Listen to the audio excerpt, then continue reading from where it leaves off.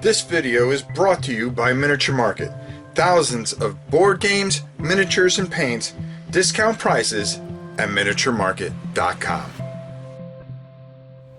Once again, I apologize for not being in front of the camera. Actually, I kind of like this better, but due to everything's going on, I really don't want you guys seeing me like in the condition I am right now.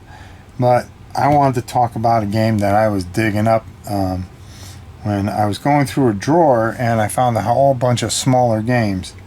Today we're going to be taking a look at a game called Dungeon Heroes. Now, it's from Gamelyn Games, and I believe that this is Michael Coe's version of a little dungeon crawl, and I know that they do tiny dungeons and all that other stuff. So we're going to take a look at this, and we're going to talk about it. I'm not going to go over all the rules, but I'm going to give you a good feel for it. It comes with two really unique expansions that you can really upgrade, and we're going to take a look at it. So let's go. When we come back, I'll have everything kind of set up for you. Now, the neat thing about this game is you are going to be going through this dungeon with 4 heroes. So on one side there's going to be a dungeon master. On the other side is somebody that is going to control all 4 heroes. How you win the game is if you can find and acquire 3 treasures. Okay, 3 treasure chests. So the first phase is going to be on the dungeon master. Okay, and what he's going to do is he's going to shake up this very, very cool bag, and he's going to take out 4 tiles, and he's going to place them wherever he kind of wants to place them. So it's a little bit of a cat and mouse type of game. So depending on what he places, that's what's going to happen. There could be good things, there could be bad things underneath, and that's part of the thing. And if he sets it up like this, he's gonna maybe there's good things in there. Maybe I can make them think that, or there's something really good here that I know that if I put it there, it's going to make them worried. Now, the heroes can only take you're going to get 4 hero points unless you are down to 1 hero, where you are going to run. You can go up to 3 points. If any time you lose all your heroes, the game's over. That's it.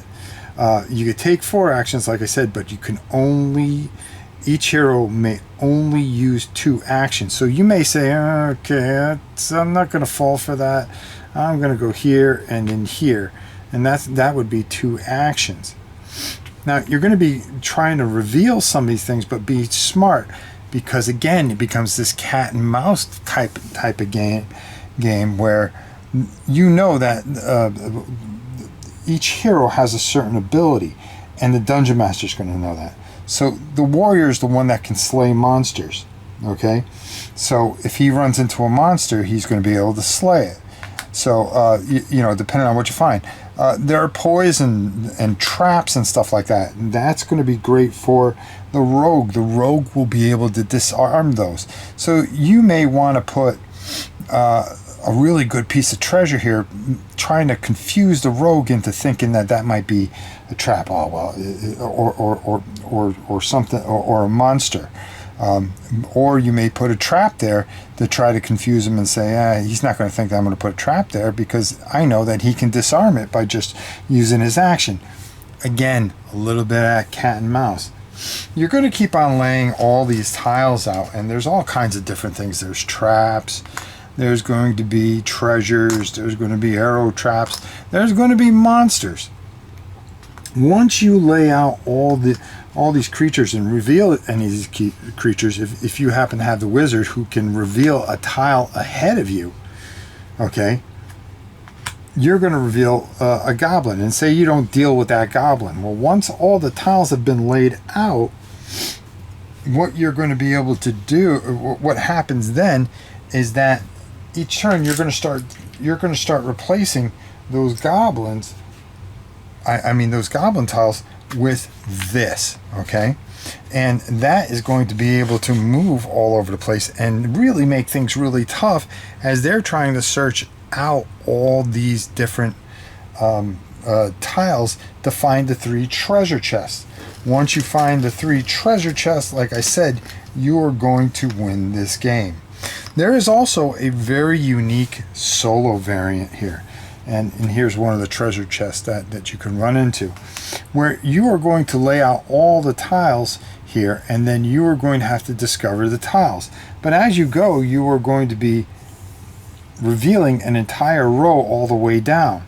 So you'll be able to see certain things, but you're going to have to be very aggressive to get what you have, because you have to find all 4 treasures in the other one. Again, this is a very unique system. You're going to have different things like the Holy Grail that can bring things back, but the thing is that when you get hit, you automatically take that damage. There's really not too much that can save you, except for the cleric, who has heal self or nearby hero for 2 health. So you got to be really careful, because you're going to run into some of these traps that are like an instant kill. This one here, like a pit trap. If you run into the wrong guy, runs into it, well, that's going to just kill one of your heroes, and you're going to be down to 3 heroes. So again, a little bit of this cat and mouse and things like that. There's also a couple of variants in here. You'll be able to play against the Mighty Dragon here, which is one variant, and they call that one, let me just look in here, the Dragon and the Dryad, which is very, very cool. Has a very unique system where he blows fire all around, doing 8 damage, and if you are not careful, you are going to get messed up. And there is another hero in there, that the Dragon and the Dryad, that you will be able to use the Dryad, that will help you a little bit more than one of the heroes that you have here. There is also Lords of the Undead expansion that comes in here, which the Necromancer is just filthy and causes you all kinds of pain and discomfort, of course. So again, a really unique and fun little game. So let's head up top, and let me give you my final thoughts on Dungeon Heroes. A little game that I bought, and I don't even remember buying it, but when I started messing around with it, this is a pretty neat little game that works great solo and works even better with 2 players. This is just one of those unique little games that is a nice little dungeon crawl, but it's more fun to be the bad guy than it is to be the heroes, because the cat and mouse aspect of it, trying to figure out what the dungeon master's thinking, you know you're going to get tripped up, because you're damned if you do, damned if you don't. But you know, if you are really a good dungeon master, you are going to be selling. Maybe go ahead, step on that tile. You've got nothing to worry about, right? And you may be telling the truth and really messing with their minds. And like I said, it becomes this cat and mouse thing, which is a real lot of fun. The 2 expansions are very unique and a lot of fun. The solo variant is fun. It's great. You know, I enjoyed running through it, and it's not as easy as you think, because once those tiles are revealed, you end up, as the monsters are revealed, you start replacing them with those things, and they start moving around trying to take you out, and your warrior can only go so far, and then you end up taking a beating. But fun, quick, you know, 15 minutes to a half hour. I think the longest game I played is about 20 minutes, and you know, I had a hoot each time.